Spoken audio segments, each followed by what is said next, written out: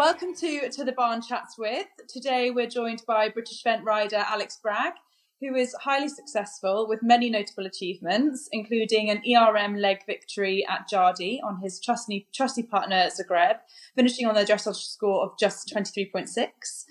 He had a top 10 finish at Blenheim in 2019 in the CCI 4-star long format on King of the Mill in his debut run at that level. Who's a really exciting 10-year-old in your stable. And really excitingly, Alex and Zagreb are currently ranked second in the FEI Olympic rankings with some pretty fantastic company at the top. So hi, Alex, how are you doing? Yeah, I'm really good. Hi to you also. Great. And thank you so much for joining us today. It's always great to catch up. Let's start by you introducing your team. Can you tell us a bit about your horses and your support team and whereabouts you're based? Okay, so we're based down in Somerset in the southwest near Bridgewater. It's where we've lived now for 10, 12 years before the yard actually progressed into professional sort of riding yard. This was just where we bought with a little house with some land and stuff. So yeah, the journey didn't start off trying to be a professional horse rider. The journey just started off that we liked to live in the country and rurally, and Simone, my wife, was the horse rider, and eventually we wanted some horses at home, so that was why we ended up being based here. And it was also very close to where Simone grew up and close to Simone's parents, which means a lot to her, and has been very fortunate, because obviously having 3 children now, having that network very close to us with the jobs that we do, is very, very helpful. So that worked out quite well. So that was maybe a bit of luck. But yeah, I mean, I have an amazing team of horses, which of course also starts off with an amazing team of owners that have to support you through this sort of journey, because it really is a journey. It takes a long time to get those young horses from the start of their careers to doing something that's quite substantial, that gives you the reward for all of that sort of financial and like input and hard work that everybody endures, and an amazing team of girls that work on the yard that allow me to spend all of my time training and riding. So without those girls, I wouldn't be able to do my job also. So thanks to all of our staff. So yeah, this is a really big team that makes an operation like this happen. And I'm just the guy that gets to, bounce around on the horses and sort of in the limelight. But there's a lot that goes on behind the scenes, for which all of us riders are very, very grateful for. Absolutely. But yeah, I don't know whether you want me to talk about the horses yet individually a little bit, or whether we'll move on to that later. We'll move on to that later. I do know that you have mentioned before that Zagreb's got quite a big fan base, and a lot of the time he's recognised by people maybe before you are. So yeah, I don't know if you wanted to share a little bit about that. Yeah, so Zagreb has a huge advantage over me in the fact that he's nearly 18 hands. So people can see him from a long way away, whereas I would be nowhere near like that. So, but yeah, I mean, he's going to be 16 this year. He's had an amazing career. And I think through that career, there's been ups and downs. There's been times where we've parted company in competitions. But I think that's almost just really expressed his character, because he comes back fighting even stronger. It's never put him off. So I think, yeah, he's a really sort of heartwarming character, a gentle giant. He's always enjoying his job. So that enthusiasm really seems to come across to people when they're watching him. And yeah, I mean, he is just so likable. Plus, he's had some great successes. Last season, to finish sort of in both of his 5-star runs in the top 5 is amazing, as well as doing several ERM competitions and getting on the podiums for that. So yeah, I mean, he's just out there all the time, and I think people are always sort of rooting for him. Bless his heart. Absolutely. Great. So let's chat about competing. I've got a few questions for you. What is the best part of competing? So the best part of competing is the challenge. It's the challenge that drives you to do the training. to want to compete, to want to win. The greater the challenge, the greater the reward. So the best thing about competing is trying to put in a good performance, but for someone like me, it's winning. It's being the best on the day, but also at the same time going back to the greater the challenge, the greater the reward. It's really important to put yourself out there against the best people that you can, and hopefully the best people in the world. And then when you do win, you really feel that achievement. Absolutely, that's a really, really interesting way to put it, actually. What is your favourite event and why? So this is a really tough question, because there's so many lovely events that we're very fortunate to attend for lots of different reasons. I really enjoy going over to France, and there's an event called Jardy, which I did win the RM leg a couple of seasons ago. But it's just very relaxed. The stables are lovely for the horses. The warm-up areas are lovely. The people are really friendly, very welcoming, and everybody that goes just seems very, very chilled out, as well as obviously having the serious side of the competition. So that's one of my sort of secret favourites. But yeah, I mean, there's other ones that are like Badminton and Burley, the big events over here. Everyone loves them. I love them. And I'm just hoping that I'll have some great successes at those two events in the future. So, and then I'll like them even more, no doubt. Absolutely. I mean, I don't know quite how much people realise you event riders, you know, during the season, you literally are living in your lorry, and each event that you go to for the 4 to 5 days becomes your home for that time. So it's amazing how, like you say, it's not just the course and the facilities, but also the people there and things like the nice stables and the warm-up area. It is so important to shape your whole experience there. Yeah, definitely, without a doubt. What is the best aspect of your sport? So the best aspect of the sport, one of the reasons that I started getting into the sport was actually the community that's based around it. And for someone like me and my wife, Simone, that have children, that's a big part, because like you just said, we spend half of the year traveling around and living out of a lorry. So if it's not a sort of sport that can incorporate your family, then you're going to spend a lot of time away from them and miss them. So, this is where eventing is so great. There's lovely people involved in it. The camaraderie amongst the riders, we are bitterly kind of competitive. I mean, I must get that across. Like, we all want to win. But away from the competition side, in the lorry park, we're all there. There's kids running around. There's barbecues going. You go and have a chat to someone and they crack open a cold beer for you or something. It's just a lovely environment to spend your time. Absolutely, and you're competing against more or less the same people at every different event that you're going to. So it's lots of different venues in many different countries, but these people are your competitors, but also your friends at the same time. So it's an interesting mix, and I think it's a great balance how you event riders do it. I don't know if you'd be able to do it in many other sports. Well, I think that's what makes this sport so unique, is that most sports you can't. Even I came from playing sort of rugby a little bit, and that's a very sociable sport, but it's definitely not the same as eventing. And it's so lovely that half the time you're sort of camped up at wonderful places. Can you imagine being able to sort of just say, I've taken my children to Blenheim Palace for the week, gone in the palace with them, met the sort of Duke and Duchess, and all of that was just part of my day job. It's a bit of a pinch me moment, isn't it?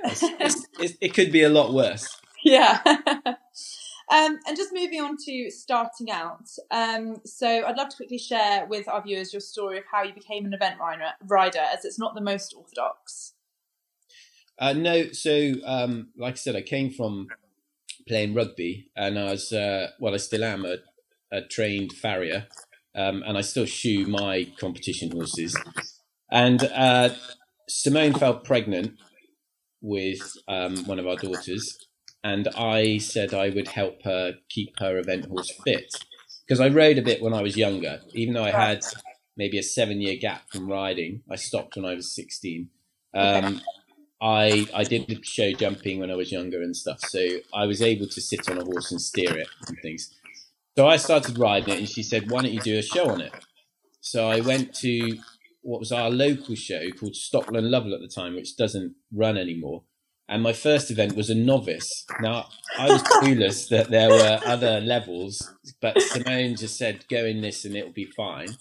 So I did the competition. My dressage was terrible. And you've got to bear in mind as well, I just finished playing rugby, so I was a lot broader and bigger, and I could only describe myself as a bit of a kind of gorilla sat in the saddle, trying to look elegant, but I wasn't very elegant. But the show jumping was fine, and the cross country was fine. And my first experience of cross country, and I loved the kind of adrenaline rush that it gave you. And it was after that I actually thought, do you know what? I'd quite like to do a little bit more of this. So that was my first sort of insight into eventing. And so then we did a bit more. I then got to my first sort of old school 3-star, which is 4-star now. Went to Barbary and went on to Blenheim, which went quite well. And but I did realise that it was the same guys that were winning at all of these big shows. And when you looked at it, they were all professional. And why were they winning? Was because they had more experience. They were training more frequently. Mm-hmm. So I thought, well, if I'm going to beat these people, I'm going to have to do something about it. Yeah. And the only way to, I'm sure we'll get onto this later, but the only way to ride lots and lots of horses, because unfortunately I wasn't a millionaire, I was kind of working and living hand to mouth really, is to get some support from other people. So that's when we started to structure the event yard as a bit of a business, so I could ride more horses to compete and hopefully get more experience and then get better to try and beat these really good guys that were winning all the shows all the time. So that was the sort of drive to get to where we are now, and it's been a bit of a sort of bumbling journey, but we've managed to get where we are, and it's going okay at the moment. Going okay with some fantastic moments in between. Yeah. Yes. some really great memories. What advice do you have for people who are wanting to make a career out of riding?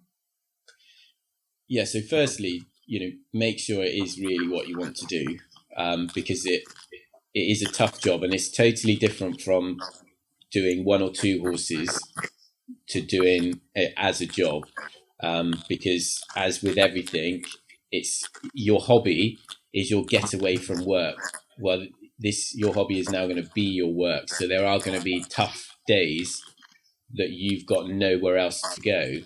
So make sure you love it. And if you do love it, then you'll have that natural passion which will drive you to be successful if you put the hard work into it. But I think the most important thing is you've got to have some kind of commercial idea of how it's going to work, how you're going to sustain it. So as much as love and passion will get you so far, you still got to be able to feed yourself, clothe yourself, and all that sort of stuff. So make sure you have some kind of commercial idea as how you're going to make it a business and make it sustainable. And then it's just a case of just knuckling down and doing the best with what you've got at the time. I started off with whatever horses I could find and whatever horses people would give me, and I made them better.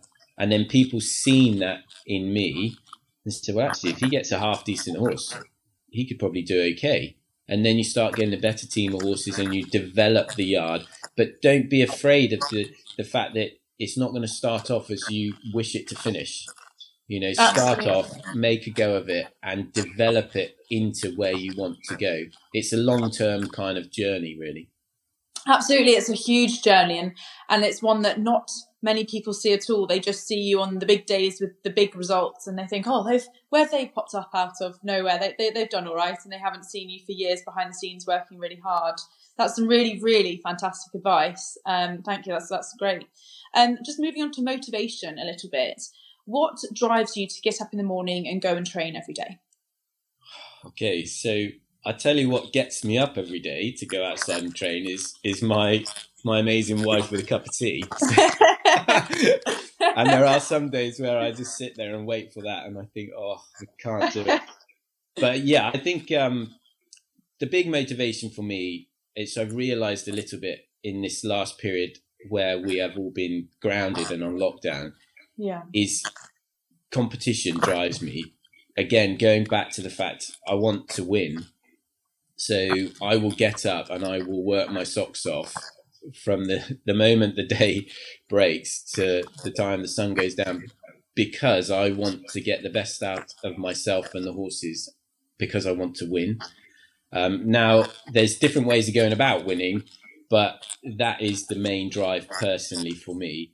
I get motivation and inspiration from lots of people, my coaches, also my kids. When things are not going so great for me, you look at something that they're doing and you think they're struggling like mad.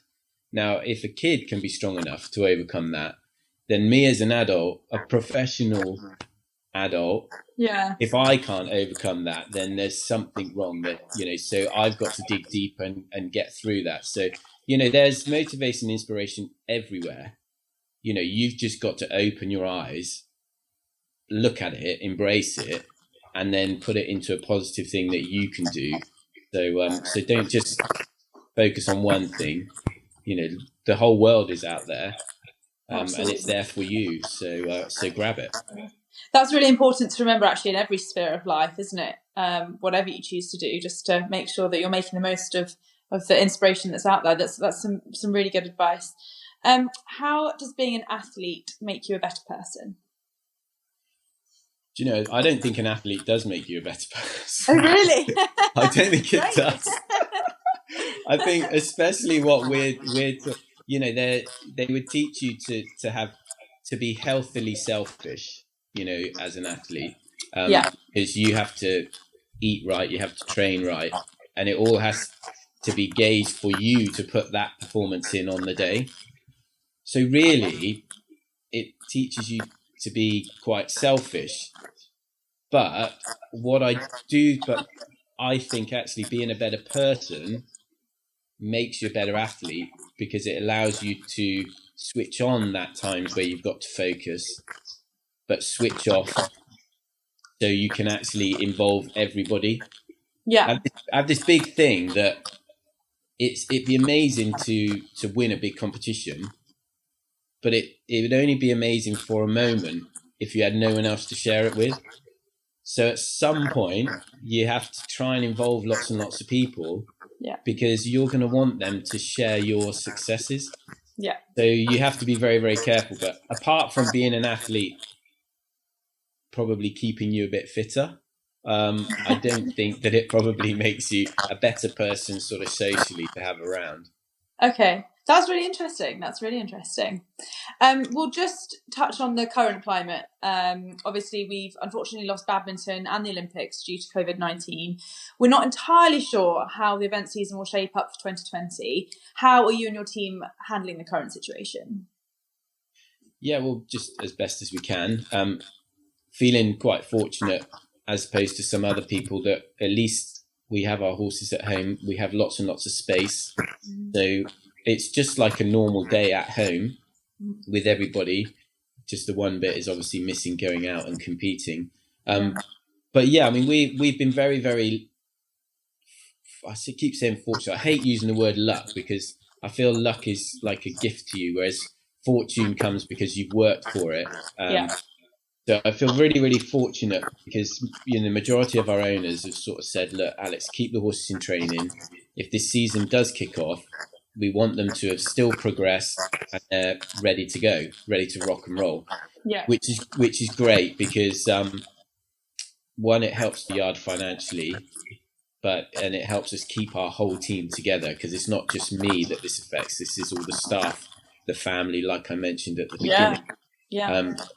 So that was really good. It meant a lot to me, and they turned around and said to me, well, if we can't support you through this, we won't have a rider to ride our horses at the end of it either. So they're thinking of the bigger picture. They're also thinking of us personally, and I think that's a credit to our team, is the fact that everybody's in it as a group. They're not just thinking selfishly individually. So yeah, I think just getting together, staying in touch with the people that really keep you happy and motivated, and also trying to set yourself little goals throughout the day, even though they might not be your main goals that you would have had we been out competing, but some other people may be going to work doing other stuff. So set yourself little challenges, and then you'll have those little bits of achievement throughout your days and your weeks, and it helps pass the time because you feel like you're actually doing something rather than just sitting there waiting, dwelling, and getting frustrated. Yeah, absolutely. No, that's some great tips. So how are you keeping your horses entertained at the moment? You're just keeping them ticking over? Yeah, just ticking over. Obviously, the fitness levels we just tried to suppress a little bit because a lot of them were very fit, especially the advanced horses, ready to sort of go at the beginning of the season. But just giving them as much variation as we can.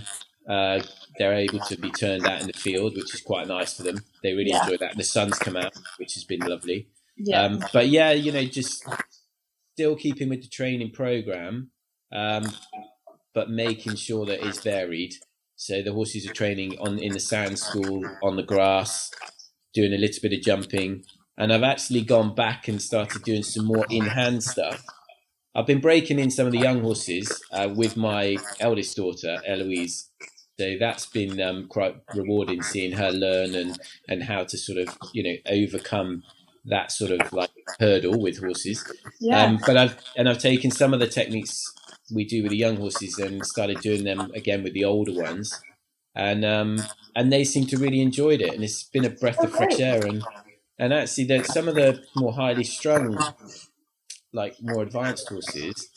It's very good when you come down and you have a big gym ball and you're bouncing it all over them, or you're going down steps in the cross country paddock and over ditches in hand on a lunge line, and all that sort of stuff. It sort of brings you back, that partnership back together with those older horses. So just been doing lots and lots of different stuff. I've been up a ladder, I've painted the outside of the house. I'm painting fences. I mean, I've got to get out and do something with the horses because otherwise Simone's gonna run me ragged, doing house stuff. So you're gonna need a break when you get back to competing. You can have a break. Honestly, being a handyman. my hands are really sore. It's but just trying to do lots and lots of stuff, but always still thinking that they are gonna get out and compete, and I'm gonna want them ready to sort of rock and roll when they are. So just keep going really with anything you can. Yeah, absolutely. Just to round off, we've got some quick fire questions for you. Ooh. So one word to describe yourself. Determined. Simone would say stubborn, but I'll say determined. Who inspired you as a young athlete?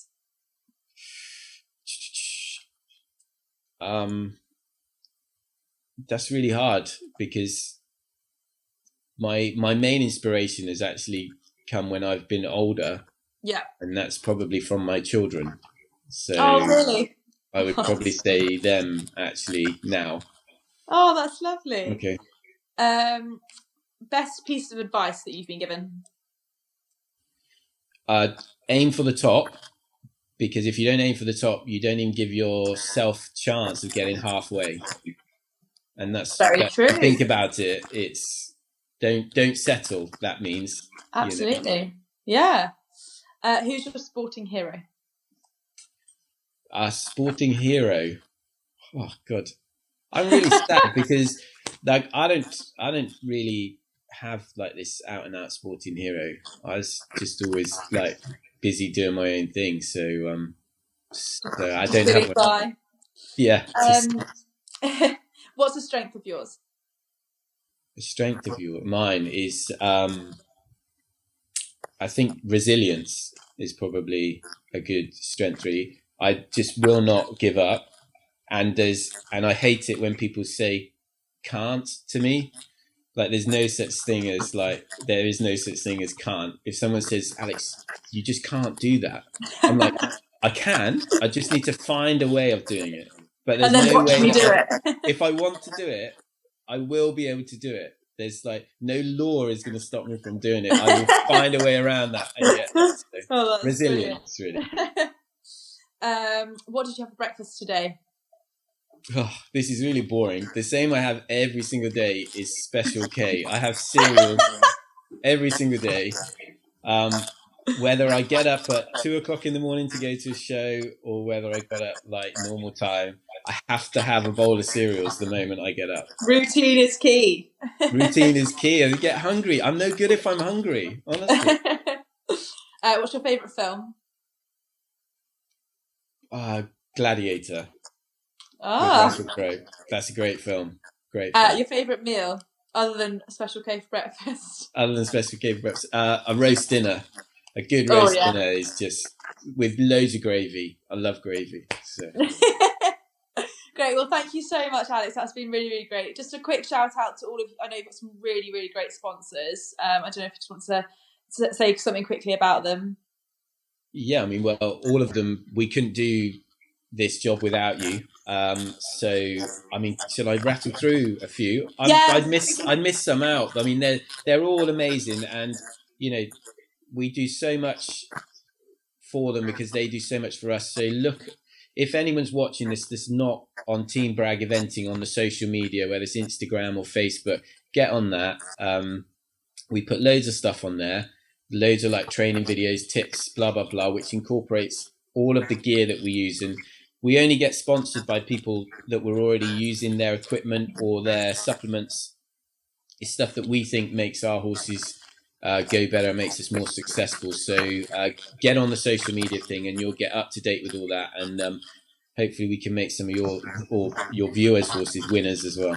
Yeah, absolutely. And you've got your Team Bragg eventing page on 2TheBarn.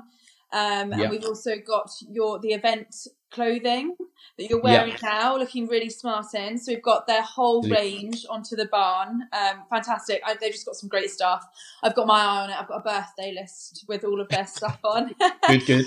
So yeah, no, thank you so much, Alex. That's great. It's really great to tune in and keep up to date with what you're doing during this funny old time. And we look forward to catching up with you when we're back out eventing, hopefully this season. And yeah, sunnier, happier times soon around the corner. Yeah, fingers crossed, eh? Yeah. Okay. Great. Thank you so much, Alex. That's great, and have a great day. Take care. Bye-bye. Cheers. Bye.